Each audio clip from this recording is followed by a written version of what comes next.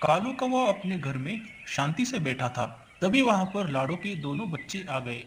तभी उनमें से एक बच्चे ने कहा, कौवा मामा, हमें कहानी सुनाइए ना। हमारी माँ हमें कहानी नहीं सुना रही। तभी कालू बोला, अरे नहीं बेटा, मुझे कहाँ कहानी आती है। कालू मामा सुनाइए ना। माँ ने कहा, आप बहुत अच्छी कहानी सुनाते हो, सुनाइए ना प्लीज। अच्छा ठीक है बाबा, सुनाता हूँ। अच्छा सुनो। और हाँ बेटा, ये कहानी काल्पनिक नहीं है, ये सच्ची कहानी है। तो चलिए मैं आपको सुनाता हूँ। ये कहानी तब की है जब मैं जवान था। बहुत समय पहले की बात है। एक वन में एक विशाल बरगद का पेड़ कौवों की राजधानी था। हजारों कौवे उस पर वास करते थे। उसी पेड़ पर कौवों का राजा मेघवर्ण भी रहता था। बरगद के पेड़ के पास ही एक पहाड़ी थी जिसमें असंख्य गुफाएं थी। उन गुफाओं में उल्लू निवास करते थे। उनका राजा अरिमर्दन था। अरिमर्दन बहुत पराक्रमी राजा था। कौवों को तो उसने उल्लुओं का दुश्मन नंबर 1 घोषित कर रखा था। उसे कौवों से इतनी नफरत थी कि किसी कौवे को मारे बिना वह भोजन नहीं करता था। जब बहुत अधिक कौवे मारे जाने लगे तो उनके राजा मेघवर्ण को बहुत चिंता हुई। उसने कौवों की एक सभा इस समस्या पर विचार करने के लिए बुलाई।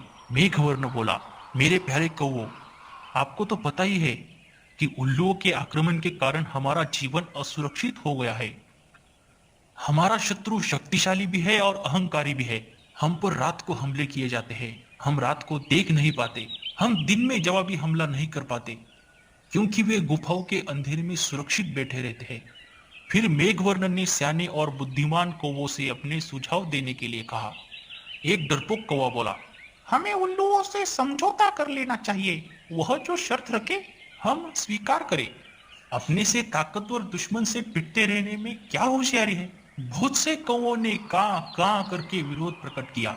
एक गर्म दिमाग का कौवा चीखा, हमें उन दुष्टों से बात नहीं करनी चाहिए। सब उठो, उन पर आक्रमण कर दो। एक निराशावादी कौवा बोला, शत्रु बलवान है, हमें यह स्थान छोड़कर चले जाना चाहिए।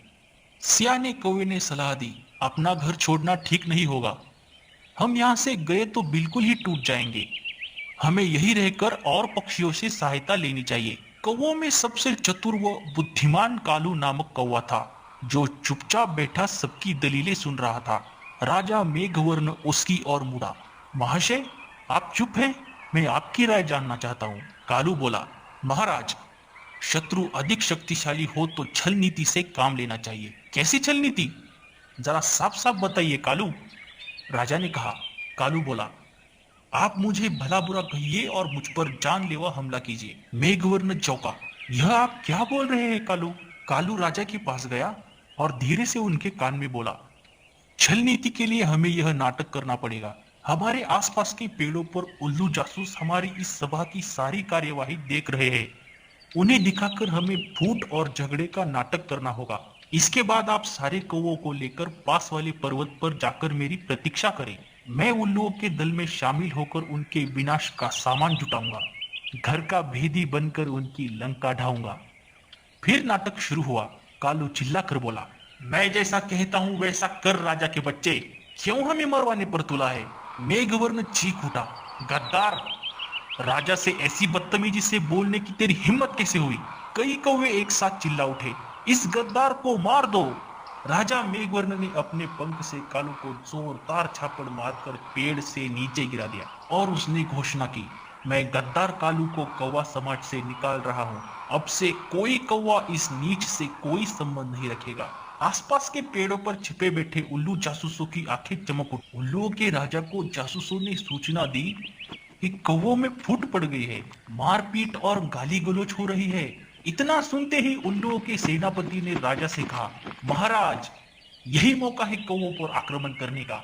इस समय हम उन्हें आसानी से हरा देंगे। उल्लुओं के राजा अरिमर्दन को सेनापति की बात सही लगी। उसने तुरंत आक्रमण का आदेश दे दिया। बस फिर क्या था, हजारों उल्लुओं की सेना बरगद के पेड़ पर आक्रमण करने चल दी, परंतु वहां एक भी कौवा नहीं मिला। मिलता भी कैसे?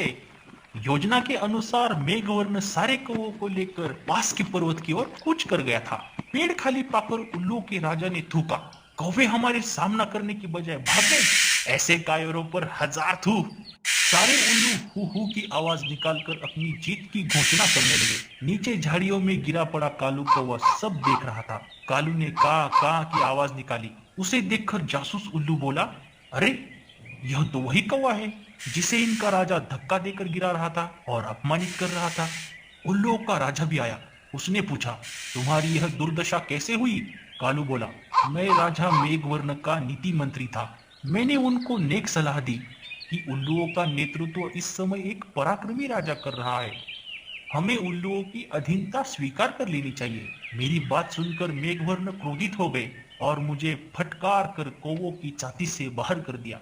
मुझे अपनी शरण में लीजिए। उल्लुओं का राजा अरिमर्दन सोच में पड़ गया। अरिमर्दन के नीति सलाहकार ने कान में कहा, राजन, शत्रु की बात का विश्वास नहीं करना चाहिए। यह हमारा शत्रु है, इसे मार दो। एक चापलूस मंत्री बोला, नहीं महाराज, इस कौवे को अपने साथ मिलाने में बड़ा लाभ होगा। यह कौवों के घर के भेद हमें बताएगा। राजा को भी कालू को अपने साथ मिलाने में लाभ नजर आया। उल्लू कौवे को अपने साथ ले गए। वहां अरिमर्दन ने उल्लू सेवकों से कहा, कालू को गुफा के शाही मेहमान कक्ष में ठहराओ। इन्हें कोई कष्ट नहीं होना चाहिए। कालू हाथ जोड़कर बोला, महाराज, आपने मुझे शरण दी, यही बहुत है। मुझे अपनी शाही गुफा के बाहर एक पत्थर पर सेवक की तरह ही रहने दीजिए। वहां बैठकर आपके गुण गाते रहने की ही मेरी इच्छा है। इस प्रकार कालू शाही गुफा के बाहर डेरा जमाकर बैठ गया। गुफा में नीति सलाहकार ने राजा से फिर से कहा, महाराज, शत्रु पर विश्वास मत करो। उसे अपने घर में स्थान देना तो आत्महत्या करने समान है। हरिमर्दन ने उसे क्रोध से देखा। तुम मुझे ज्यादा नीति समझाने की कोशिश मत करो। चाहो तो तुम यहाँ से जा सकते हो। नीति सलाहकार उल्लू अपने 2-3 मित्रों के साथ वहां से चला गया। कुछ दिनों बाद कालू लकड़ियां लाकर गुफा के द्वार के पास रखने लगा। सरकार, सर्दियां आने वाली है। मैं लकड़ियों की झोपड़ी बनाना चाहता हूँ ताकि ठंड से बचाव हो। धीरे धीरे लकड़ियों का काफी ढेर जमा हो गया। एक दिन जब सारे उल्लू सो रहे थे तो कालू वहां से उड़कर सीधे पास वाले पर्वत पर पहुंचा, जहां मेघवर्ण और बाकी के कौवे उसकी प्रतीक्षा कर रहे थे। कालू ने कहा, पास वाले जंगल में आग लगी है, वहां जाकर एक एक जलती हुई लकड़ी अपने चोंच में उठाकर लेकर आओ। कौवों की सेना चोंच में जलती लकड़ियां पकड़ कालू के साथ उल्लुओं की गुफा में आ पहुंचे। कालू द्वारा ढेर लगाई लकड़ियों में आग लगा दी गई। सभी उल्लू जलने या दम घुटने से मर गए। राजा मेघवर्ण ने कालू को कौवा रत्न की उपाधि दी। तो बच्चों, क्या सीखा आपने इस कहानी से?